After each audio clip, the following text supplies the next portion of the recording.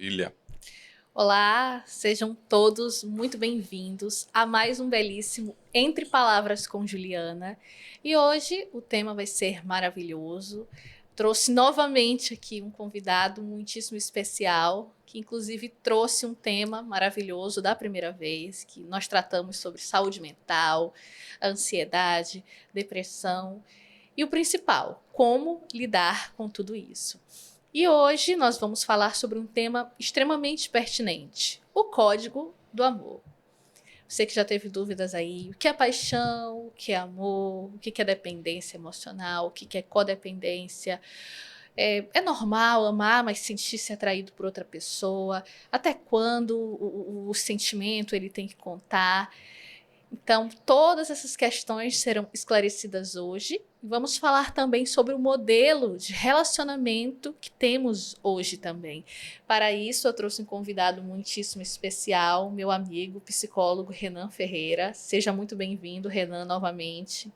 Olá, que alegria novamente visitar e ser acolhido tão bem nesse espaço. Fico muito feliz com essa oportunidade, principalmente para a gente conversar hoje sobre uma temática muito pertinente, muito atual e interessante. Então vamos aproveitar para fazer uma imersão nesse universo tão rico. Renan, eu creio que vai ser um bate-papo, um divisor de águas, vai ser muito divertido e também pode salvar o relacionamento de alguém aí que está assistindo, porque nós temos muitas dúvidas, né, hoje em dia, acerca do que é amar, do que é um relacionamento amoroso, do que é realmente, até quando um sentimento ele deve se fazer presente ali. E eu começo com um livro muito interessante que eu li, Um Amor a Cada 15 Dias, que foi uma psicóloga que abordou. Ela narra o caso de uma paciente que, de tempos em tempos, de poucos em poucos dias ou meses, ela estava trocando de relacionamento, porque ela queria sentir a euforia, o novo, conhecer aquela questão do início, do relacionamento. E hoje, muitas pessoas elas vivem dessa forma também. Renan, o que é o amor? Para início de conversa. Pronto, interessante da sua fala, um ponto que me chamou muita atenção, que esse podcast poderia salvar, quem sabe, alguns relacionamentos. Se eu incluo dizendo pode salvar ou pode ajudar a terminar de vez, né? É como terapia de casal. As pessoas têm no imaginário que fazer terapia de casal é uma oportunidade de salvar a relação, mas eu quero didaticamente, mas também com um toque de realidade, movimentar vocês a pensar o seguinte: terapia de casal não salva relacionamento, mas ajuda gerar autoconhecimento e ferramentas que vão ajudar a tomar uma resolução mais saudável. E às vezes a resolução mais saudável é o fim desse relacionamento. A não ser que você esteja atravessando ou aderiu a um formato, a um modelo que acredita que o relacionamento não tem fim, que ele deve perdurar. Mas isso aí a gente vai conversar aos poucos e durante todo o nosso podcast. Por isso te convido a ficar até o final. Mas sobre a pergunta inicial, o que seria o amor? Acho saudável, acho interessante a gente fazer uma seguinte reflexão. Será que esse contexto todo que a Juliana trouxe, inclusive pautada num livro, né, que fala sobre a velocidade, a troca de parceiros, de relacionamentos, está falando sobre amor ou está falando sobre outra coisa que é a paixão? Então, na verdade, a tua pergunta é o que é o amor, o que é a paixão? Te devolvo, me traz de volta e aí a gente começa. Então, no ideal imaginário, nós tendemos a chamar tudo aquilo que. Tudo de amor. Um crush é o amor. Uma paisagenzinha, que é a expressão que a gente usava para olhar as pessoas bonitas, né? Ah, é? Interessante, a paisagem é o amor. A paixão é o amor. Então, tudo isso realmente, muito bem colocado, se confundiu. Mas, então, reformulando a pergunta para que fique claro, o que é a paixão e o que é o amor? Pronto, excelente. Foi só uma provocação e eu tive agora uma contextualização muito interessante. O que hoje a gente pode conversar a respeito disso, sobre essa confusão mesmo que a Juliana trouxe de uma maneira muito interessante. Hoje nós estamos muito rápidos, né? A tecnologia, a internet, o nosso jeito de ser. E essa velocidade às vezes faz com que a gente se confunda e acabe misturando as coisas. Paixão, eu vou pegar um pouco emprestado algumas reflexões da filosofia grega, mas também da psiquiatria e da neurociência, para a gente entender com bastante clareza que eles acabam se encontrando e definindo e nos orientando de uma maneira muito interessante. Paixão, etimologicamente, vem de patos, que significa sofrimento, patologia. E aí tem alguns mitos e algumas imagens que o grego antigo, sobretudo, utilizava. A paixão e a razão andando de mão dadas e a paixão como a louca da casa. Então, o que, que acontece? A paixão, para Platão e para a filosofia grega antiga, estão ali muito direcionadas para a superficialidade, para a velocidade e para aquele amor muito mais de atração material, físico. Você olha atraído pelo belo, aquilo te atrai e a gente fica aí nessa seara a princípio. Inclusive, a gente tem o mito platônico da escada que fala um pouco sobre esse desenvolvimento do amor.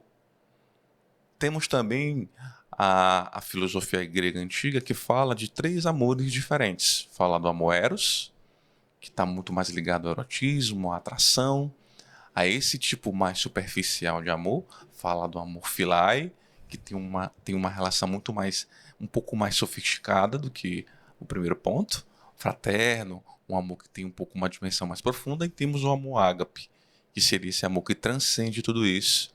E ele é um amor mais genuíno, mais profundo. Quem sabe um dia a gente alcança.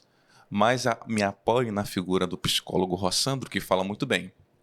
Para você que está nos assistindo, inclusive, o amor, esse amor ágape, ele é muito sofisticado. E aí eu já trago a minha própria interpretação. Fatalmente, nem todos nós acessaremos esse tipo de amor, porque ele tem pré-requisitos específicos. Alguns de nós ficaremos ali no gostar, no objetificar o outro, no uso do outro, aprisionados ali no primeiro degrau da escada platônica, né, que também se refere a essa construção.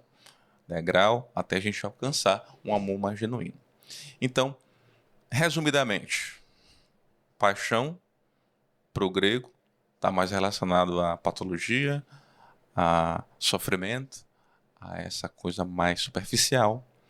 Para a psiquiatria e para a neurociência, a gente entende o quê?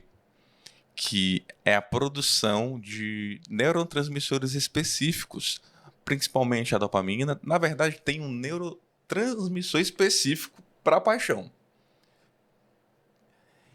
A adrenalina também, gerando todo esse frisson, às vezes essas borboletinhas no estômago, essa palpitação, que é essa velocidade do batimento cardíaco mais veloz, essa sudorese só nas mãos, todos esses sintomas físicos, essa fixação, essa mensagem que não chega, não me responde, não manda WhatsApp, o que está acontecendo, meu Deus, vai mandar, e agora minha vida não faz mais sentido se ele não respondeu ou ela não responder essa mensagem. Tudo isso é essa produção alterada de neurotransmissores específicos que geram prazer. E isso, para a ciência, né, que a gente está falando de psiquiatria e neurociência, tem um prazo. Geralmente, em média, 2 anos, até 2 anos. Sabe por quê? Porque se eu continuasse produzindo essa quantidade de neurotransmissores específicos, eu não conseguiria, eu entraria em colapso químico. Então, por isso, eu, por vezes, busco uma experiência seguida da outra, uma experiência seguida da outra, porque eu estou aqui viciado compulsivamente em prazer. Quem é que não gostaria, né? Prazer, prazer, prazer, prazer, prazer, prazer. É prazeroso, é inegável. Porém, é bom? Essa é a questão, né? Tudo que é prazeroso é bom? Chegou no ponto que eu queria.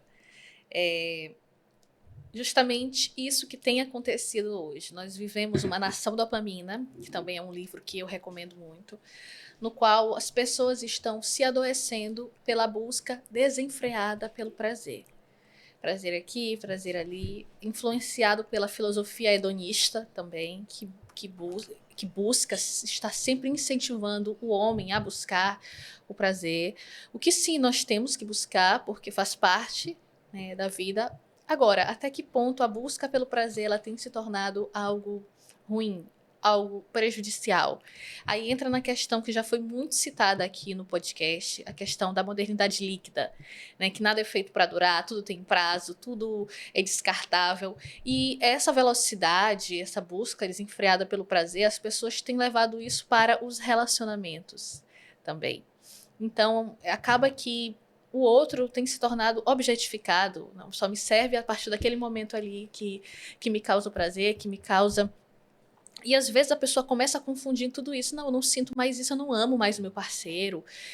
Acabou aquela fase da paixão, da romantização. Outro dia eu ouvi uma senhora casada dizer assim pra mim: eu vou separar do meu marido porque eu não sinto mais aquela emoção, aquela coisa. Eu digo, nem vai sentir, porque isso são fases. Tem a questão dos neurotransmissores, como você falou, e eu tenho conhecimento disso, mas também tem a questão do amadurecimento do amor.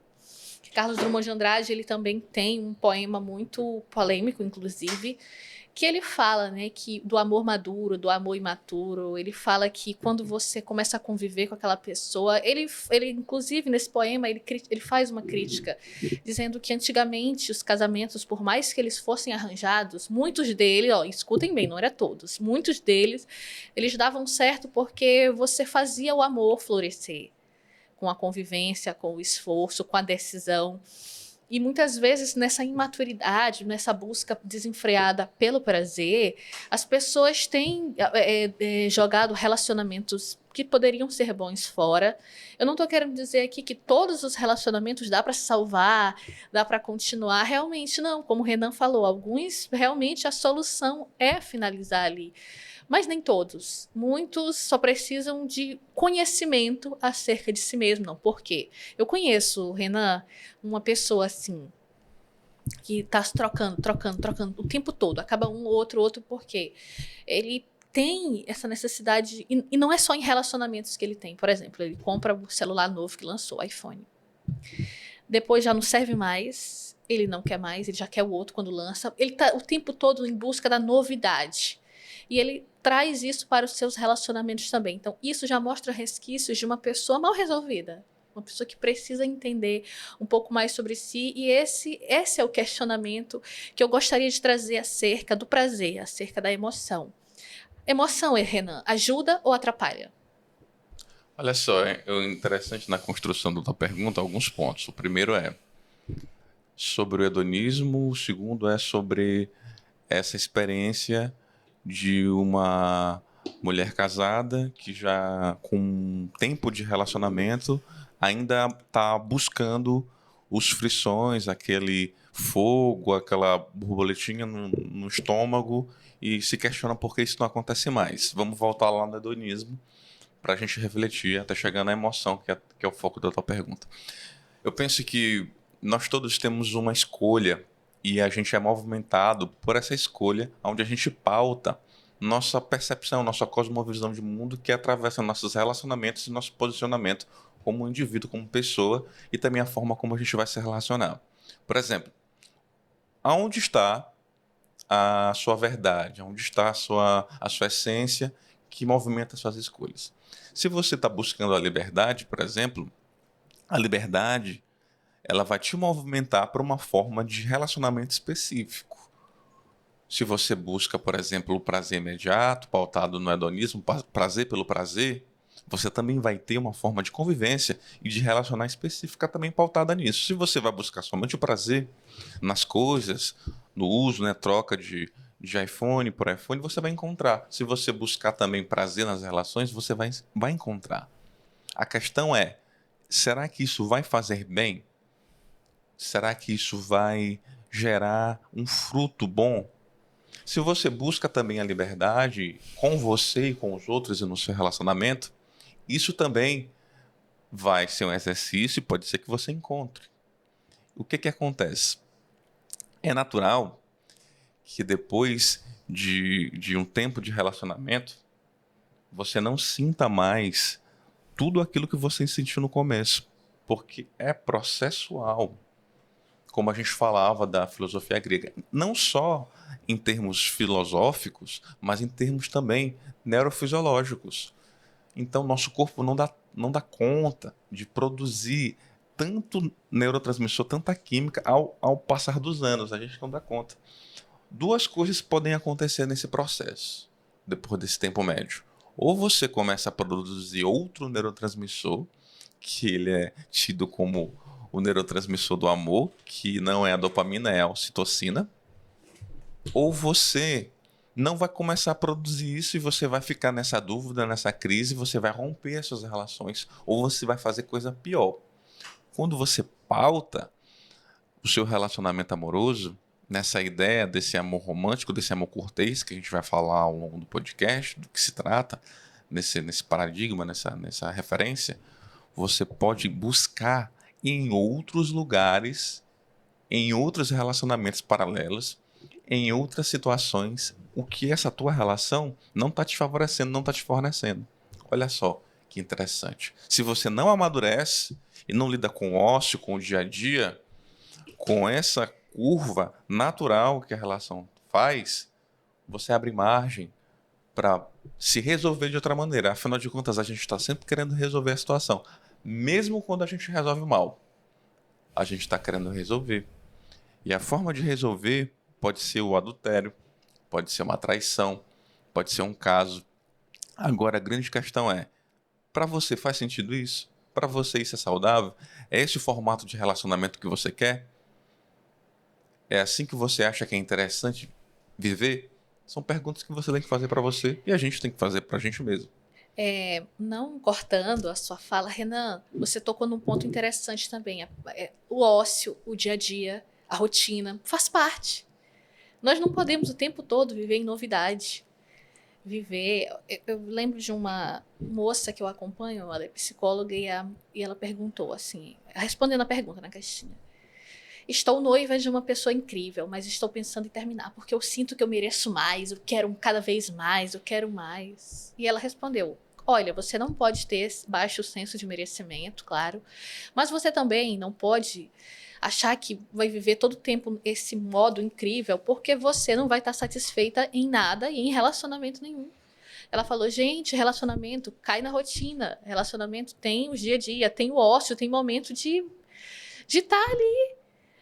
Aí vocês não podem romantizar que o tempo todo a pessoa vai ter condição financeira para ir naquele restaurante, que vai ter viagens todo mês. Gente, vocês têm que aprender a lidar que crises acontecem, que às vezes o dinheiro pode não estar dando, que às vezes... Enfim, várias situações podem acontecer, mas as pessoas não estão preparadas para isso. Sim, perfeito. Então, a grande questão é a compreensão desses processos. Aqui, nessa conversa aí de mim, você não vai encontrar respostas prontas. Eu não vou vir aqui e dar uma de psicólogo super-herói sobre-humano, que não sangra, que não falha. Não é essa a minha postura, o meu posicionamento. Aqui você vai encontrar muito mais provocações e convites à reflexão para que a gente encontre um modelo e uma forma adequada de conduta para a nossa própria vida. O que a gente tem que refletir é o que você quer para você, o que é saudável para ti, o que você considera importante considerar para você na sua relação consigo, na sua relação com o outro. Está te satisfazendo uma vida onde você pula de relacionamento curto para relacionamento curto, além do prazer, ele está te garantindo outros benefícios? Ou você ainda anseia e espera a expectativa de encontrar um parceiro ou uma parceira para compartilhar a vida? E de que maneira você vai compartilhar isso?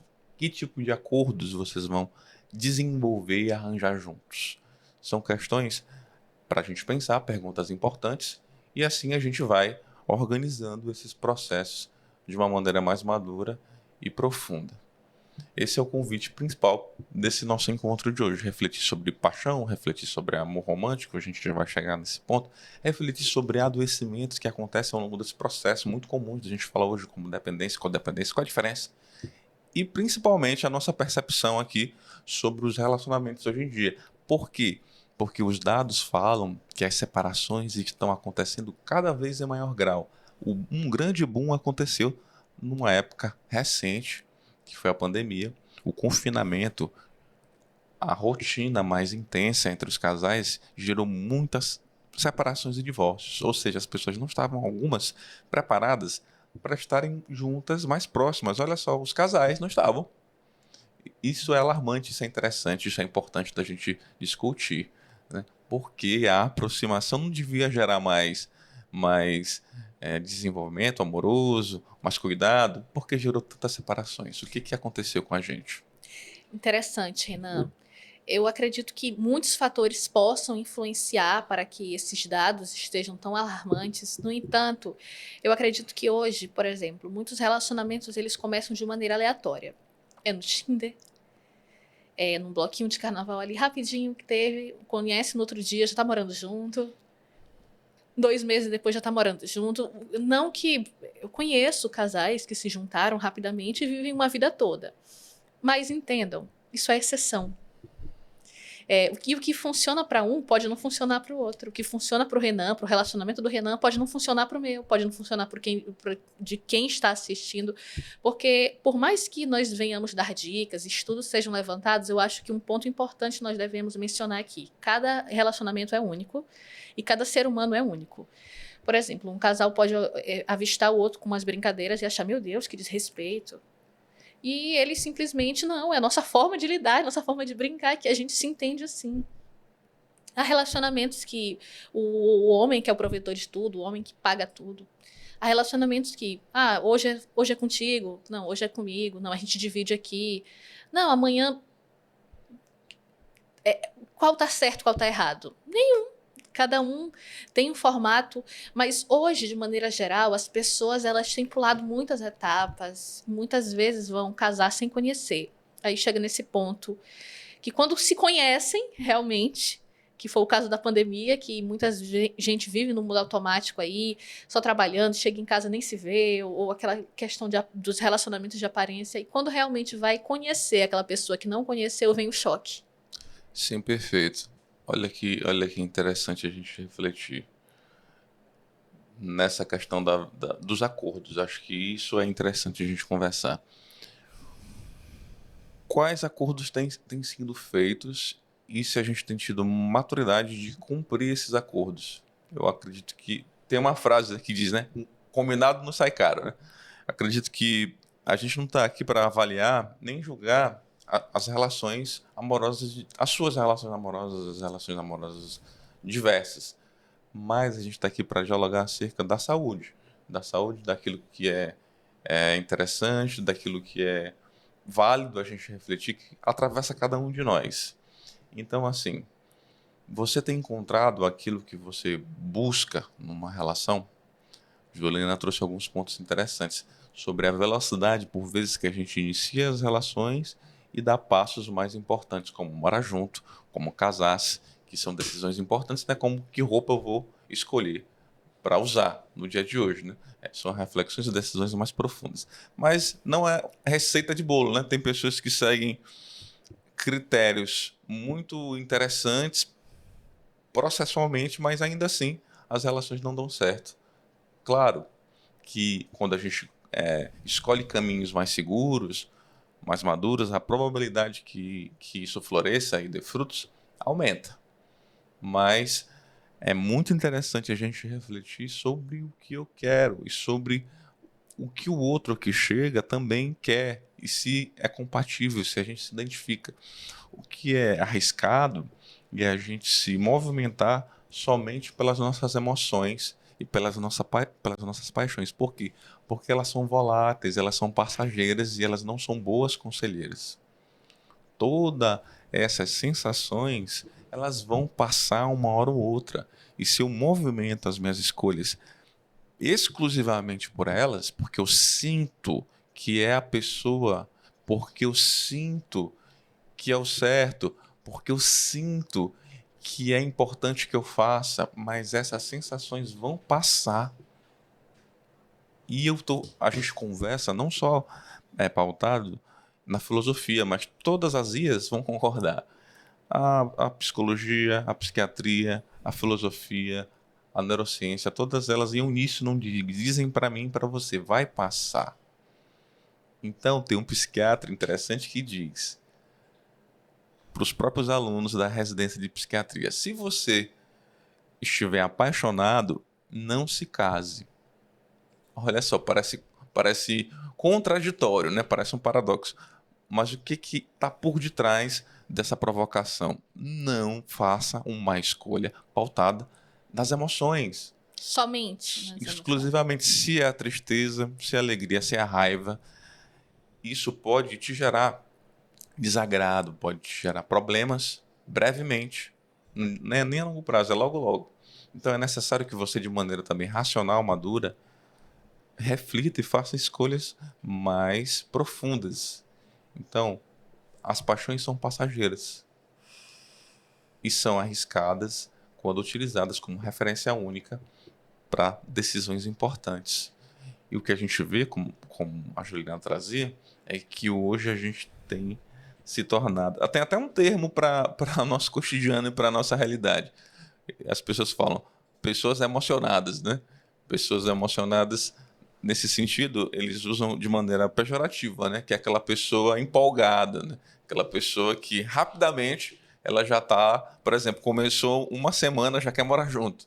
Uma semana já está com características de um namoro, sendo que conheceu aquela pessoa muito recentemente. Então tudo isso é muito perigoso e pode gerar até adoecimentos. Isso me lembra muito do meme do Era do Gelo. O Cid saiu 2 vezes com a outra preguiça lá. E já tava com o anel. Aí, eu tenho um pedido importante. Ela, Cid, pode parar agora. Eu quero terminar. Você é muito grudento. 2 dias que a gente saiu, você já fala em casar, você já fala em ter filhos. Terminar? Mas eu já planejei nosso futuro. Aí, o casamento. Aí ele mostra o cenário. Os filhos. Já planejei nossas covas. Já contratei até uma banda. Então, olha o nível aí de...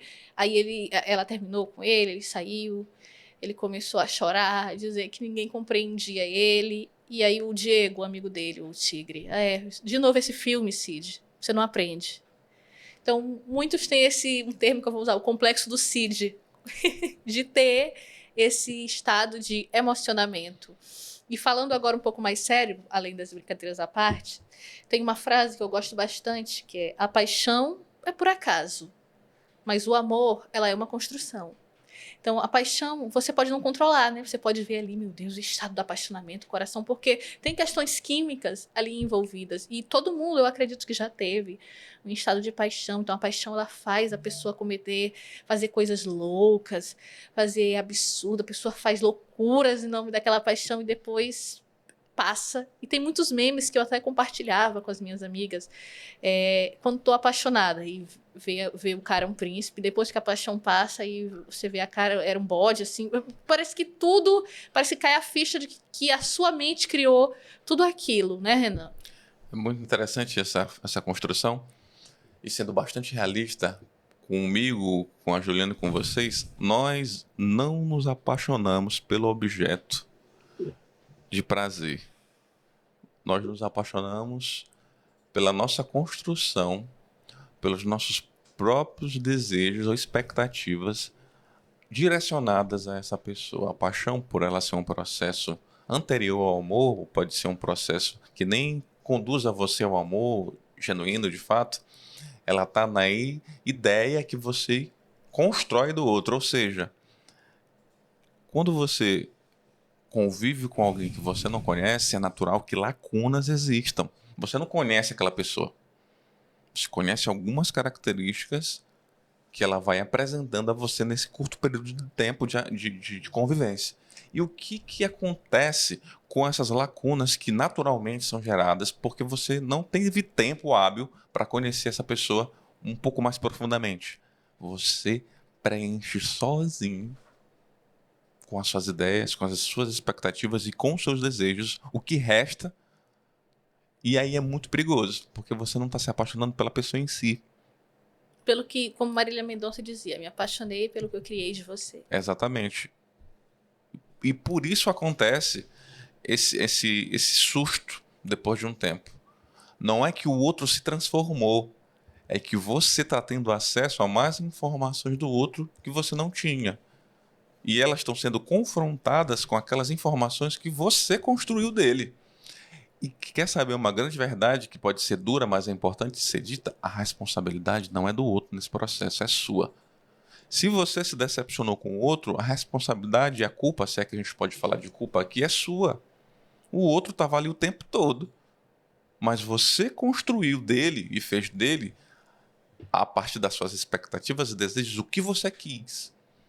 Então, se houve um susto, um assombro, depois de um determinado período, você que vai ter que lidar com isso. Você vai fazer como o Cid. Você vai ficar repetindo seu padrão de comportamento, como o amigo Diego dele disse, o tigre. De novo, existem pessoas que estão sempre assim, terminando e iniciando relacionamentos e repetindo o mesmo padrão de comportamento disfuncional e errado das relações anteriores, sempre se apaixonando e jogando as suas expectativas e os seus desejos no outro e se decepcionando, uma vez seguida da outra, sem perceber e sem aprender nada com os processos anteriores. Ou você vai romper com esse padrão e começar a perceber que o amor ele é mais exigente, ele pede pré-requisitos, inclusive a paciência, inclusive mais atenção, inclusive um nível de autoconhecimento mais sofisticado de você mesmo, para que você dê conta de ter uma relação mais saudável. E às vezes você nem está pronto, nem seria adequado que você se relacionasse naquele momento com outra pessoa, a não ser com você mesmo. Porque senão você vai se arriscar e gerar uma relação adoecida. Por exemplo, quer um exemplo de relação adoecida? Uma relação de dependência ou de codependência. Alguns autores eles não fazem diferença desses termos, desses conceitos. Eles estão ali quase como se fosse a mesma coisa. Alguns já fazem. Vou me pautar aqui nos que fazem. Dependência emocional seria aquela pessoa que, quando se relaciona, ela não consegue mais ter uma vida separada. Na cabeça dela, eu sou um casal, né? A psicanálise chama de uma certa simbiose. E essa simbiose, ela precisa de um corte, de uma separação. Você está alienado ali por aquela outra pessoa, mas em um determinado momento você precisa cortar isso. Isso acontece na relação também de um bebê com a mãe. Nos primeiros meses ali, o bebê não faz distinção dele e da mãe. Ele pensa que é uma coisa só. Mas ao passo que o tempo vai passando, ele percebe que ele é um corpo, um sujeito diferente. Na dependência, o sujeito ele só vive, eu sou um casal. Tudo é feito junto e ele não consegue fazer mais essa distinção, essa separação de um indivíduo para o outro. Na codependência é o quê? O outro se coloca no papel de salvador, cuidador, herói do outro. Ele precisa do outro para que a própria vida faça sentido. Ele quer encontrar sentido e valor no outro. Ele não encontra nele mesmo. Ele não é capaz de lidar com as próprias demandas e aí ele transfere para o outro essa realidade de sentido e valor na própria vida. Isso gera o quê? Adoecimento, problemas e fatalmente uma relação desajustada e, por vezes, o final dessa relação. Então, por mais que a gente esteja falando de relacionamento hoje amoroso, mas mais profundamente do que a gente fala sobre relacionamento a dois, o convite é se relacionar também consigo. Exatamente. É entender por quê. O Renan falou aí de padrões de comportamento que repete. Eu, por exemplo, vou abrir aqui algo que para complementar e dizer que eu entendo perfeitamente isso que o Renan falou. Eu achava que para dar certo eu colocava o quesito religioso acima de qualquer coisa.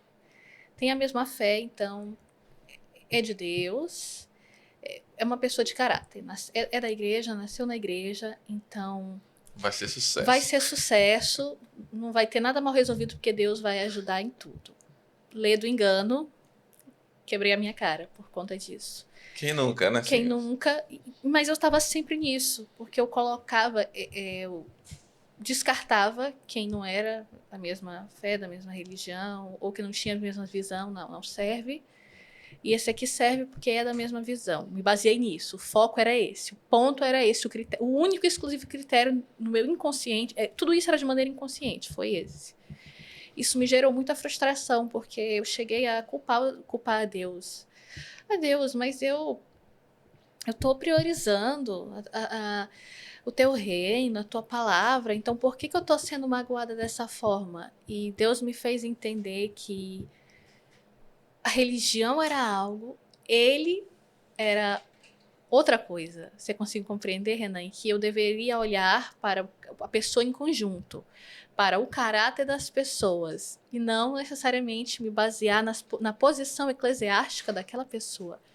Dali foi um divisor de águas na minha vida, uma abertura. Eu comecei a perceber, não, eu tenho que observar como a pessoa reage no dia a dia, como trata as pessoas que nos servem, se é uma pessoa bem resolvida consigo. Sabe, eu fui fazendo esses filtros e aí que eu consegui quebrar esse padrão de comportamento que eu repetia. Pronto, já que a gente entrou nessa dimensão também espiritual, religiosa, é interessante vou trazer uma reflexão para vocês. Cada um de nós vai pautando ou não, de forma direta ou indireta, consciente ou inconsciente, referências de amor. Por exemplo, a minha referência de amor é Jesus Cristo, por exemplo. É uma pessoa, é um encontro, é uma experiência. E Jesus, como falava Padre Lázaro, numa homilia que eu tive a oportunidade de participar, lá na Fazenda da Esperança, lá em Coroatá, ele disse algo que me chamou muita atenção. Ele fez uma provocação. Pesquisem, procurem Jesus na Bíblia falando "Eu amo você", de forma direta. E aí ficou aquele silêncio, aquele burburinho. E ele disse: Jesus nunca disse de maneira direta "Eu amo você" para ninguém. Não está escrito. Mas o cristão, seja católico, protestante, sabe o quê? Não há prova de amor maior do que aquele que dá a vida pelo irmão, pelo amigo. O que isso quer dizer? Quer dizer que para mim, como cristão católico, a responsabilidade, a referência de amor, ela é concreta. Ela não é um amor romântico, um amor poético, um amor superficial. É um amor pautado na ação, na atitude, no convite de forma madura e concreta de desenvolver essas relações amorosas, sejam elas de amizade, familiares ou com um parceiro ou uma parceira. O desafio disso, de ver Jesus no outro, seja um Jesus abandonado, seja um Jesus ressuscitado, mas o desafio de amar o outro entendendo que ali é Cristo. E aí é um padrão muito alto de amor, um padrão, uma referência profunda de amor.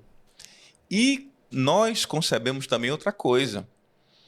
Tu já parou para pensar se realmente você tem aí o convite a ser um casal? Tu já parou para pensar que existem outras alternativas de vida a não ser construir uma família? Nem todos nós somos chamados a ter uma família. Tem aí outras alternativas, às vezes uma vida celibatária, às vezes uma missão específica, onde você vai estar só, com você, com Deus. Quem é que sabe? Apesar de que a família é o núcleo, é o centro da construção, porque sem as famílias, qualquer outro tipo de vocação ou de estado de vida não é possível, mas existem pessoas que são convidadas a viverem outras experiências. Então isso abre também para a gente refletir que existem outras formas de existir, de viver esse amor. Então fica aí essa provocação, essa reflexão para você.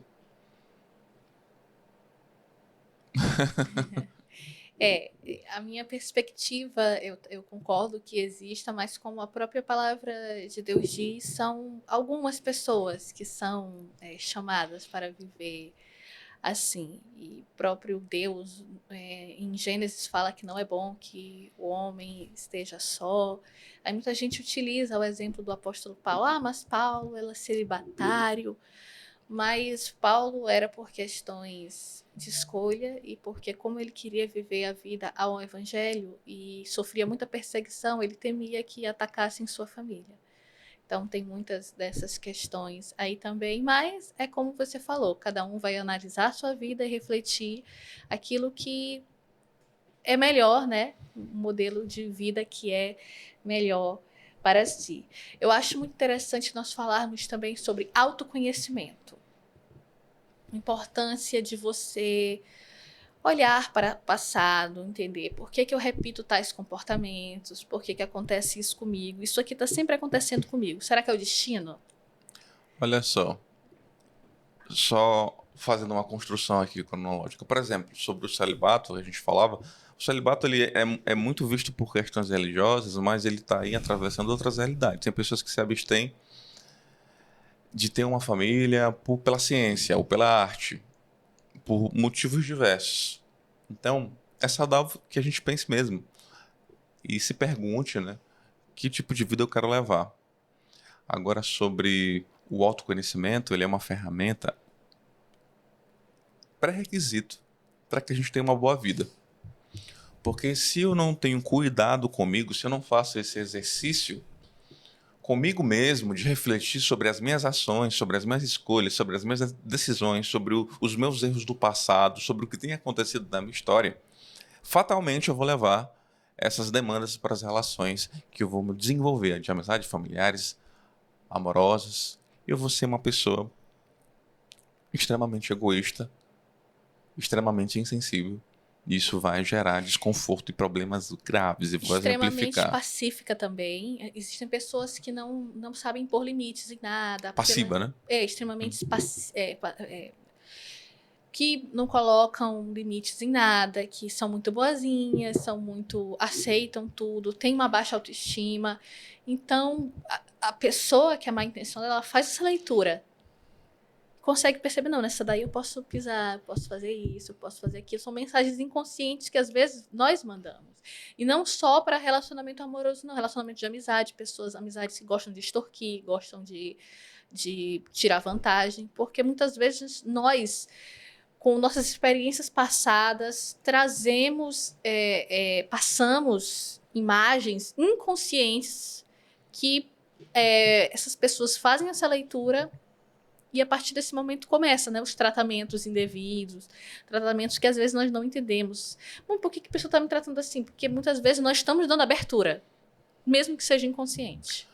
Tem uma frase que a gente encontra no livro As Vantagens de Ser Invisível, que depois virou filme. Recomendo tanto o livro quanto o filme, que diz assim: nós aceitamos o amor que julgamos merecer. O que a nossa história de vida, o que as nossas experiências, as nossas escolhas fizeram de nós e quais referenciais de amor nós adotamos ao longo dessa construção. Se você julga que violência, agressividade e amor se misturam, você vai absorver e aceitar um modelo de amor a esses moldes, sem perceber, percebendo. Se você tem um alto padrão valoroso de amor, você vai conseguir identificar com mais sabedoria aquilo que se afasta disso e vai conseguir romper relacionamentos que precisam ser rompidos. Tem gente que está numa relação adoecida, por exemplo, vamos falar sobre violência. Está numa relação de violência. Tanto seja uma mulher violenta, um homem violento, mas não sai e diz assim: eu o amo. Eu a amo. Por isso eu tolero. Ela vai mudar, ele vai mudar. Eu acredito na força desse amor. Será que essa experiência de amor, porque o amor, ele impõe alguns critérios e algumas características que fazem com que a gente se posicione e se determine. Por exemplo, eu amo tanto que eu não aceito isso. Eu amo tanto que eu sei que você pode fazer melhor. Eu sei que você pode dar mais. Essa experiência de que eu amo e tolero tudo, será que é amor? Eu me colocar passivo diante da violência, da agressividade, da mentira, da traição, eu aceito tudo porque eu amo. Será que é amor? Será que isso é amor? Ou é dependência, ou é codependência? Ou é uma desfiguração do amor? É um espantalho do amor? É algo adoecedor que você não quer abrir mão? Você aprendeu daquela forma, né? Você viu a mãe sujeitando a isso, aí entendeu que o modelo de relacionamento é aquilo e se sujeita àquilo também. Você falou aí muito interessante, Renan, sobre condições. Até Deus, na palavra dele, ele nos dá condições para o relacionamento dele conosco. ele tem uma lista de critérios. Então, essa história de amor incondicional, não importa o que aconteça, não faz muito sentido, não é, Renan? Pois é. O que que acontece? Amar de verdade, genuinamente, é diferente de aceitar tudo. Tem uma frase, eu vou estar sempre trazendo livros e filmes, é de um livro também chamado Um Dia, que, curiosamente, assim como As Vantagens de Ser Invisível, transformou-se num filme. Um Dia. É com Anne Hathaway como protagonista. E aí essa personagem da Anne Hathaway, ela tem uma construção de amizade, mas também amorosa com esse rapaz. E certo dia, depois de muitos anos de convivência, depois de viver muitas fases de transformações dela e dele, numa fase muito difícil desse rapaz, ela diz a frase que eu quero trazer: Eu amo você, porém, nesse momento da sua vida e da minha, eu não gosto de você. O que que isso quer dizer de maneira mais profunda e se a gente for ver as camadas? Eu amo o pecador, mas eu abomino o pecado. Eu te amo muito, troco reinos por ti, mas eu te chamo a uma vida diferente. Eu te amo, mas eu não gosto de ti agora. Eu sei que você é capaz de ser melhor. Eu sei que você pode ser melhor. Contudo, nesse momento você está fazendo escolhas que eu desgosto. É como uma mãe e um filho. A mãe ama aquele filho incondicional. Inclusive, já que a gente está falando sobre religiosidade também e referências religiosas, um dos únicos amores que a palavra de Deus compara ao amor de Deus é o amor materno, que fala sobre esse amor incondicional, né? Mas esse amor incondicional, às vezes, ele é mal interpretado, né? Ou interpretado de maneira distorcida. Na relação de mãe com filho, a mãe vai até o presídio, porque ama o filho, mas ela não está satisfeita com a escolha do filho pela vida de um crime. Ela não está legitimando. Ah, eu acho lindo a sua escolha pela vida de um crime. Compactuando, Eu né? tô de acordo. Eu tô tão de acordo que eu tô vindo aqui te visitar. Não. Ela discorda, ela não aprova, ela não gosta, mas ela ama o filho. Porque entende que aquele filho está desfigurado, que ele fez mais escolhas, que ele pode ser melhor, mas nesse momento não está sendo. Isso é amor, mas é um amor que entende todas essas realidades, essas dimensões, essas camadas. Isso é amor. Quer ver um exemplo? Eu estava conversando ontem com uma amiga. Nós vamos viajar agora pro show do Frei Gilson. Amanhã eu estou viajando. Ela me deu de presente essa viagem. Inclusive, obrigado, amiga. Se você ver, você sabe que você é você. Então, o que que acontece? Ela vive uma situação específica, onde a demanda do relacionamento dela envolve uma demanda bastante particular. Aí eu fiz o seguinte questionamento para ela: Você ama o seu ex-esposo, o seu ex-parceiro? Porque essa demanda só se você amá-lo genuinamente. Aí você vai dar conta, você vai encontrar formas, você vai ajudá-lo. Se você não ama, segue sua vida. Porque se você permanece não amando, você vai só atrapalhar ele também. Vocês dois vão só se atrapalhar. Então, siga a sua vida. Se você o ama, em frente, lute por isso. Porque é uma demanda muito profunda, que vai exigir muito de você. E vai exigir o amor como um pré-requisito, dentro dessa perspectiva. Então, ter essas compreensões, fazer essas avaliações é muito importante. Agora, um parêntese muito importante. Já que a gente está falando assim de maneira tão profunda sobre o amor e essa dinâmica toda.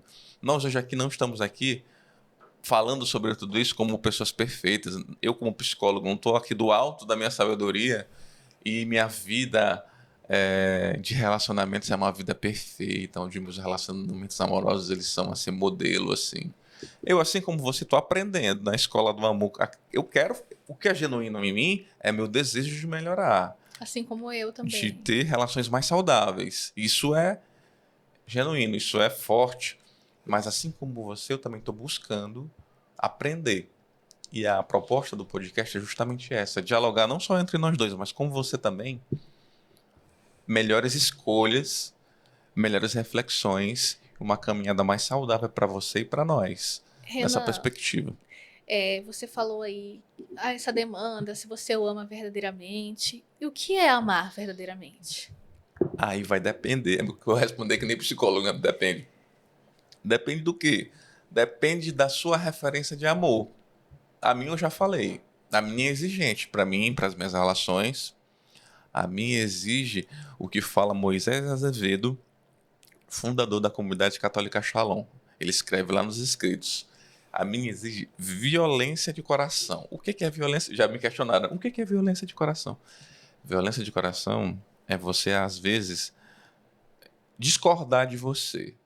É, às vezes você dizer não para suas paixões, dizer não para os seus desejos, dizer não para as suas inclinações mais naturais em prol de algo maior, de um bem maior. Depende da tua adesão. Aonde está pautada a tua percepção sobre o amor? Em quem? Em que? Né? Em qual experiência está pautada? Nesse caso aqui, eu vou estar buscando uma realidade mais concreta e profunda sobre o amor, pautada em ações, pautada em comportamentos, pautada em dar a vida. E dar a vida não é só dar a vida física, né? Física, né? Porque assim, Jesus, ele o ato de amor maior, né? Quando ele dá a vida por nós, pelos nossos pecados, e os apóstolos na sequência fazem o mesmo. Todos os 11 apóstolos são crucificados, Pedro de cabeça para baixo. O único que morreu de morte natural foi João, o discípulo amado. Então, dar a vida não é só material, porque quando Jesus dá a vida, ele não dá a vida só materialmente, ele também nos propõe espiritual, né, a salvação.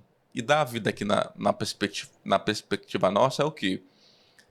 Dar a vida para cultivar os princípios, dar a vida às vezes é para prover, dar a vida às vezes é se doar pelo outro, é dar tempo, é dar atenção, é zelar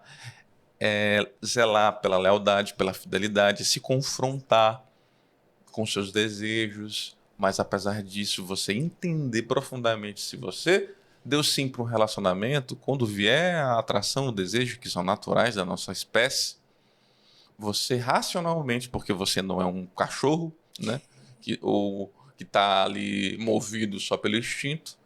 Então, quando você diz que eu senti, eu traí, então você tá pegando a sua dignidade como ser humano e colocando aqui do lado do animal, né? E nós somos um pouco mais sofisticados, como a gente fala até cerebralmente, né? Do modelo de cerebrino, né? A gente fala dos répteis, a gente fala dos mamíferos e a gente fala do ser humano, né? Quando você diz assim, poxa, porque eu não consegui lidar com as minhas paixões e você está regredindo algumas casas. Você está dizendo que você não consegue lidar com você tal qual um animal não consegue lidar, né? Mas o animal ele está numa configuração que ele não dá conta por conta dessa estrutura dele. Nós temos essa possibilidade, por mais difícil que seja para alguns e para outros, mais fácil. A gente tem essa possibilidade de não fazer, de se confrontar. Então, esse amor genuíno, que fica de mais importante nessa pergunta, nesse podcast, é: para você, qual a sua escolha de amor? Onde está a tua referência de amor? Porque isso vai impactar e te atravessar em toda a tua percepção sobre a vida, sobre você, sobre as relações, sobre o mundo. Aonde você quer apostar a sua percepção de amor? Aonde vale a pena você gastar a sua vida numa percepção de amor? Então faça a sua escolha, porque o tempo está correndo, as cartas estão na mesa e a gente tem que escolher de maneira ativa, caso contrário, a gente vai escolher de maneira passiva. O que isso significa? Se a gente não escolhe de maneira ativa, a vida pode escolher por nós. E pode ser que não seja muito confortável. Pode ser que seja desagradável. Você já pensou sobre isso? Uma pessoa que é muito, como é que eu posso dizer, dada às suas próprias vontades, às suas próprias emoções, ao seu próprio eu, ela vai ter dificuldade em ter um amor duradouro. Porque o amor é ceder. é se doar também. Sabe, acontece que o romantismo brasileiro, em sua essência, ele trouxe muito essa questão do dramatismo amoroso. Como assim? O coração, a forma do coração, porque os românticos acreditavam que o coração ele tinha poderes intelectuais e outros poderes sobre o corpo humano. Quando na verdade nós sabemos que a função do coração, né, trazer ali a circulação sanguínea, enfim. Então, essa questão do amor romântico, do exagero, dos emocionados, como já foi falado aqui, é herança do romantismo brasileiro também. Aí vem a questão do realismo, que o amor já começa a ser visto como um acordo, como um negócio, casar por interesse, que hoje nós temos muito. Agora, uma outra questão dentro de tudo isso que nós já falamos, Renan, dúvidas que muitas pessoas têm.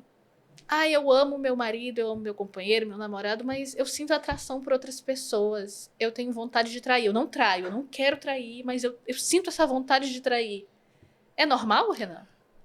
Muito interessante essa construção. E eu sou impelido a trazer aqui algumas referências. Amor romântico ou amor cortês. Lá no século XII, a gente conheceu a seguinte história. Talvez vocês já tenham ouvido falar de Tristão e Isolda. É uma história que fala de um enamoramento entre dois jovens que acaba de maneira trágica. Os dois envenenados. Não parece familiar essa história? Que veio à tona lá no século XVI, conhecida como Romeu e Julieta. Ou seja, antes mesmo de Romeu e Julieta pensar em existir, já tinha Tristão e Isolda.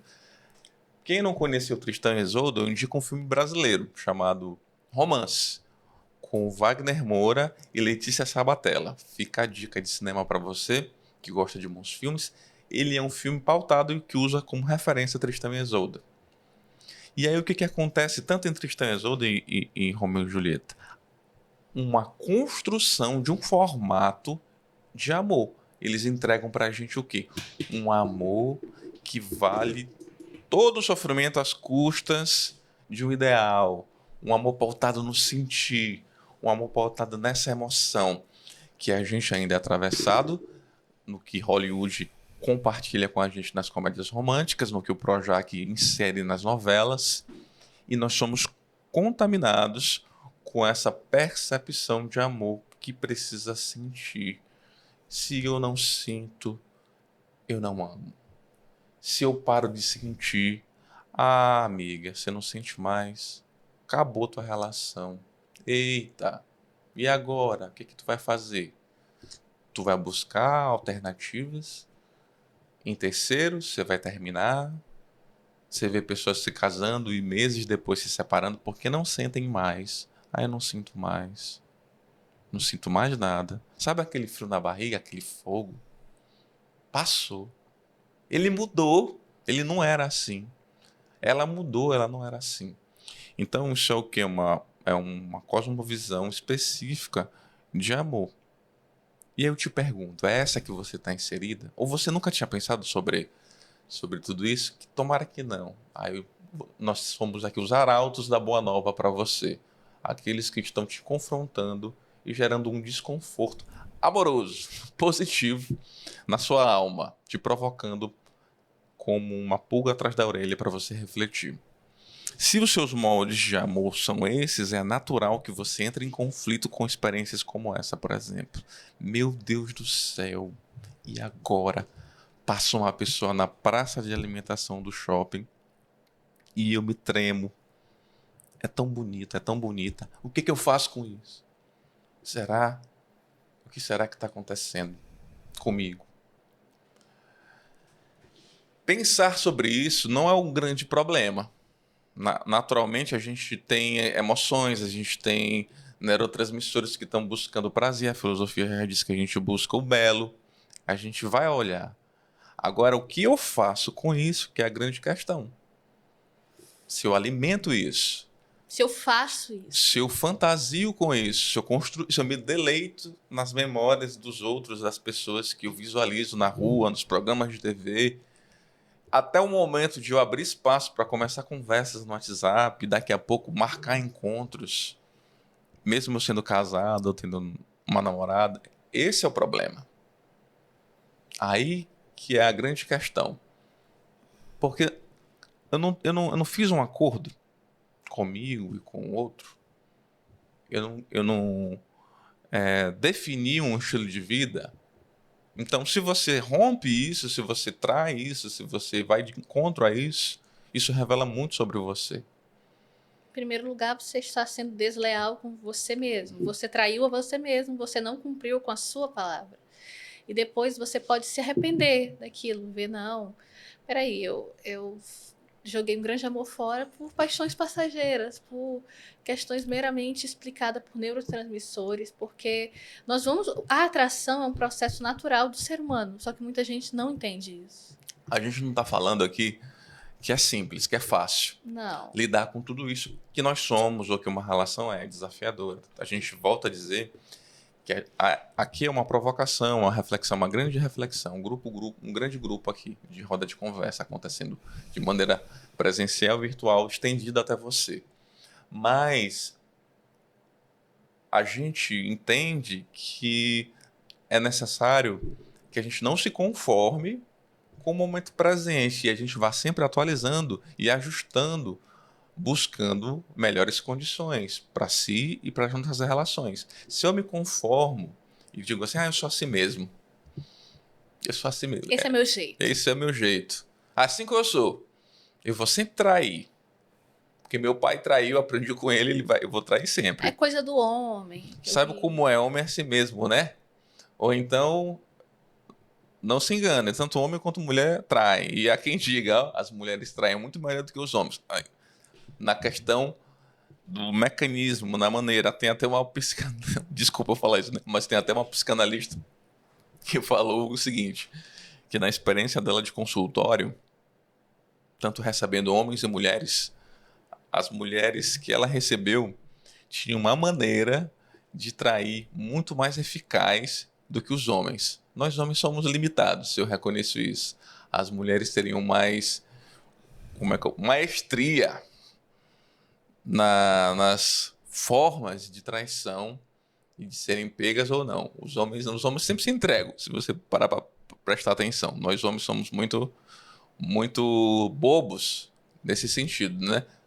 Mas o que acontece? Você está satisfeito com esse discurso de fixo, rígido, de que a mudança é impossível, de que você não pode se atualizar, não pode mudar, você não pode se atualizar? Qual é a lei que diga que proíba a gente de evoluir, de melhorar como pessoa? Ai, quem me ama tem que me aceitar do jeito que eu sou. Claro, existem coisas que fazem parte da nossa essência. É óbvio, né, Renan? Cada um de nós tem as suas particularidades, coisas que não dá para mudar. Mas há coisas que sim, a gente pode mudar, além de fazer bem para o relacionamento, em primeiro lugar, que fará bem para nós mesmos. Eu não só acredito que pode mudar, mas deve mudar. Deve mudar. Deve mudar nesse processo de construção, né? Sobretudo no relacionamento, como você falava anteriormente, sobre ceder.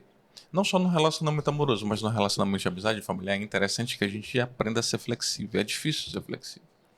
É difícil ceder. É difícil reconhecer que você está errado. É difícil pedir perdão. É difícil perdoar. É difícil acolher o outro nas suas imperfeições e naquilo que você acredita que é certo. É difícil transcender o egoísmo. É difícil superar uma dor. É difícil atualizar experiências dolorosas. Por isso, é importante a gente refletir em qual momento de vida nós estamos. O que eu quero fazer comigo mesmo? Estou preparado para um relacionamento? Acabei de terminar um relacionamento. Será que é inteligente da minha parte começar outro? Como quem diz, né? Um amor cura outro. Cura outro. Terminou. Bola pra frente. Começa logo outro, comece logo a conversar. Bora sair, tá solteiro. Bora resolver logo isso. Será que essa seria a melhor solução, a melhor escolha? Ou será que você só vai levar os problemas da relação anterior para uma próxima relação, para outra pessoa que nem tem culpa, nem tem responsabilidade sobre isso? Será que um tempo para si, para o luto, para se reorganizar internamente, ele seria útil e saudável? Será que nós refletimos acerca dessas questões todas antes da gente se relacionar? Ou a gente está pensando ou movido só pela nossa própria genitália, por vezes? E será que é sempre o outro que está errado, nunca nós? Legal. Quer ver uma experiência? Não é uma experiência que me impactou muito profundamente recentemente. Duas pessoas entraram em conflito e uma das pessoas ficou em maior prejuízo. Houve um silêncio, um afastamento. A pessoa que gerou mais prejuízo para a outra entrou em contato e disse: fala comigo, eu estou sofrendo tanto. Aí o outro se questiona: você está sofrendo tanto, mas eu que fui mais prejudicado. Como é que você está sofrendo tanto? O que isso quer dizer? Vamos refletir. Às vezes nós estamos tão cheios de egoísmo que a gente não consegue sair de si mesmo para ir um encontro do outro. Esse exemplo mostra que uma pessoa egoísta que não consegue pensar em outra pessoa a não ser ela própria. Numa relação, isso é um desastre. Até numa relação consigo mesmo, isso é um desastre. É necessário que a gente se mergulhe por águas mais profundas, que a gente acesse outras dimensões de nós mesmos, a gente evolua, a gente amadureça, expanda um pouco os níveis de consciência e perceba outras coisas para que a gente se relacione melhor com a gente e com outros. Porque senão a gente vai sempre sofrer. Se não for acompanhado, sofre sozinho.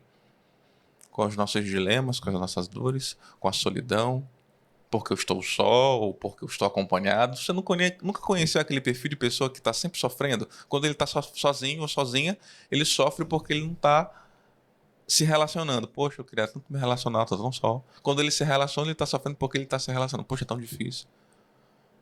É tão doloroso. A vida é feita de batalhas. Nós é que escolhemos. Ser solteiro é difícil. Estar no relacionamento também é. Escolha o seu. Ser uma pessoa emocionalmente saudável exige esforço, exige autoconhecimento, tratamento, renúncias, mudança de comportamento.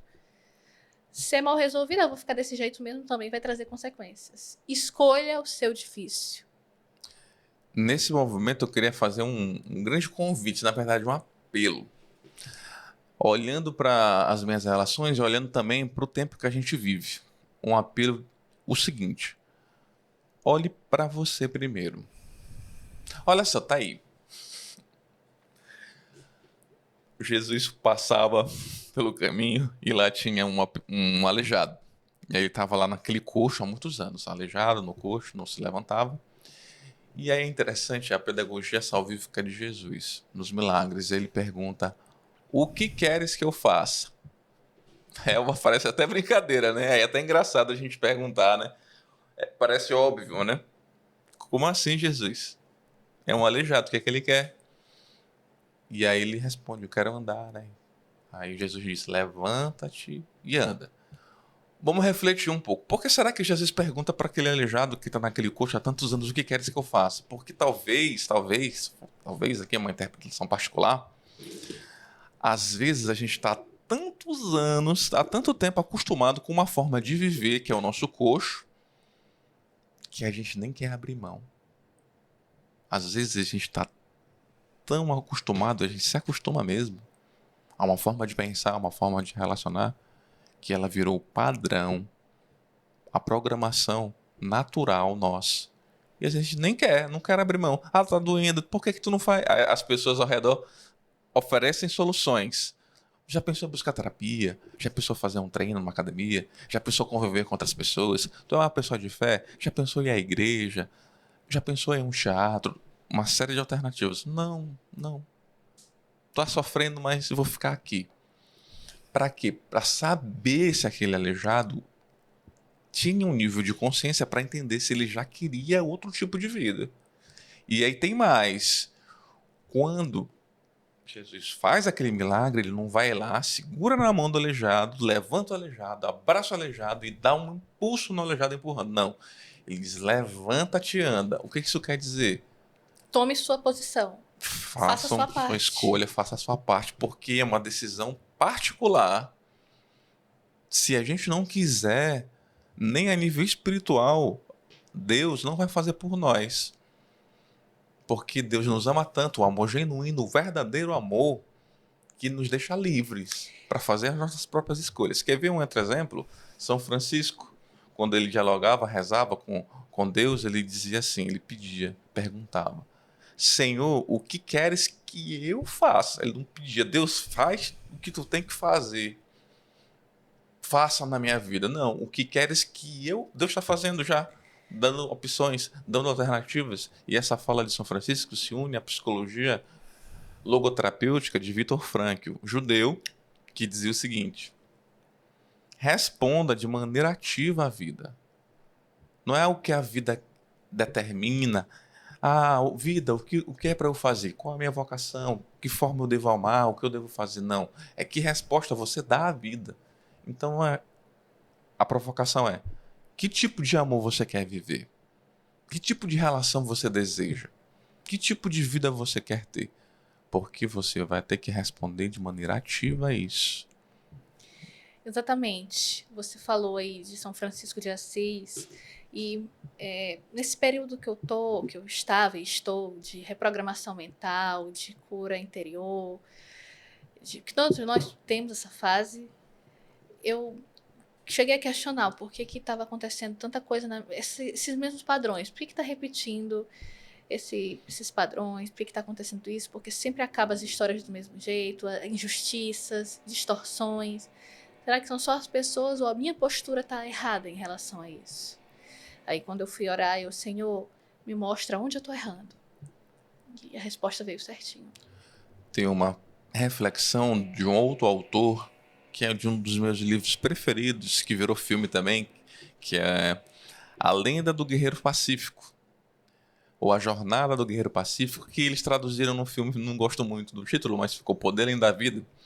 É uma história que é uma mistura de ficção com biografia do Dan Millman, que foi ginasta olímpico norte-americano, medalhista e também se tornou escritor. Ele diz assim, a grosso modo, de maneira objetiva e resumida: se você refletir acerca da sua vida, da dinâmica dela, das escolhas, dos sofrimentos, de tudo que agrega a sua vida, você vai ver que as escolhas, as responsabilidades, os resultados, as consequências têm muita relação com você mesmo. O que isso quer dizer?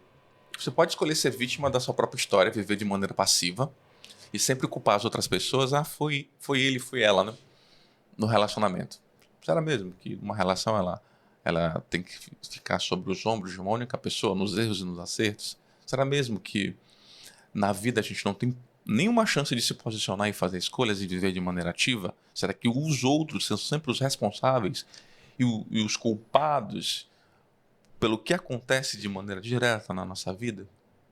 Você já se perguntou que tipo de conduta, que tipo de discurso você tem vivido? Você nunca conheceu alguém que está sempre responsabilizando e culpando as outras pessoas pela vida que vive e pela sorte que tem, ou pelas coisas que conquista ou não? Nas relações também funciona assim. Perfeito.